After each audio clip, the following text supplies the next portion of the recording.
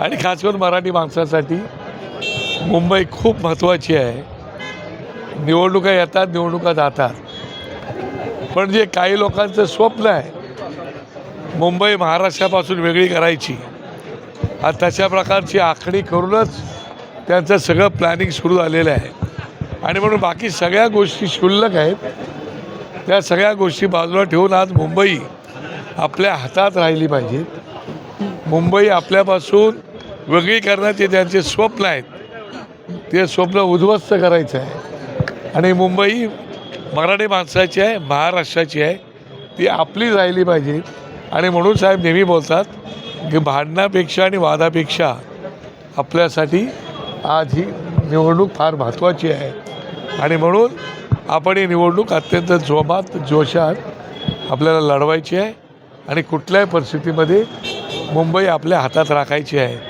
तेव्हा सीट इकडच्या तिकडे झाले असतील, काही सीट येतात, काही सीट जातात, काही लोकांना वाईट वाटतं, ही गोष्ट जरी असली तरी गेल्या 20 वर्षांमध्ये पहिल्यांदाच आपण निवडणूक लढतो आहोत युतीमध्ये. आणि म्हणून युतीचा धर्मही पाळायचा आहे आपल्याला.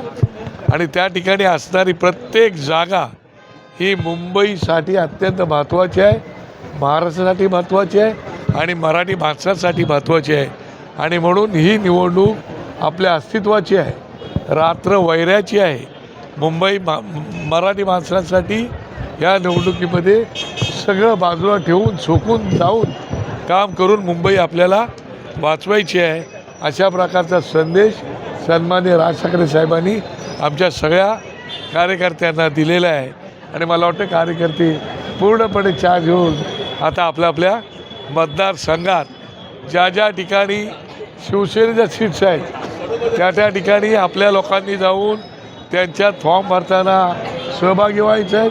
ज्या ज्या ठिकाणी आपल्याला उमेदवारी मिळणार आहेत त्या ठिकाणी ते सहभागी होतील.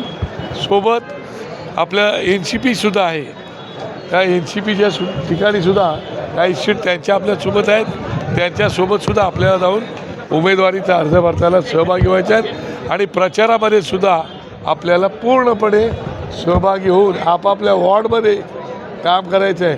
तर एका वॉर्डमध्ये आपली उमेदवारी नाही म्हणून दुसऱ्या वॉर्डात जायचं असं करायचं नाही. जिथे ज्याची उमेदवारी असेल त्या ठिकाणी असणाऱ्या उमेदवाराला पूर्णपणे, मग ती शिवसेनेची असेल, मनसेची असेल किंवा NCPची असेल, त्या ठिकाणी त्यांना मदत करायची आहे. अशा प्रकारचा संदेश राजसाहेबांनी आपल्या सगळ्या कोर टीमला दिलेला आहे.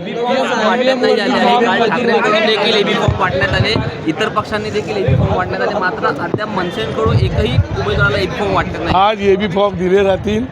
आता साहेबांपुढे यादी जाईल पूर्ण आणि त्याच्यानंतर एबी फॉर्म हे राजगड कार्यालयातून सन्मान्य नितीश सरदेसाई आणि शिरीष सावंत हे त्या ठिकाणी असतील, ते त्याप्रमाणे माहिती देतील.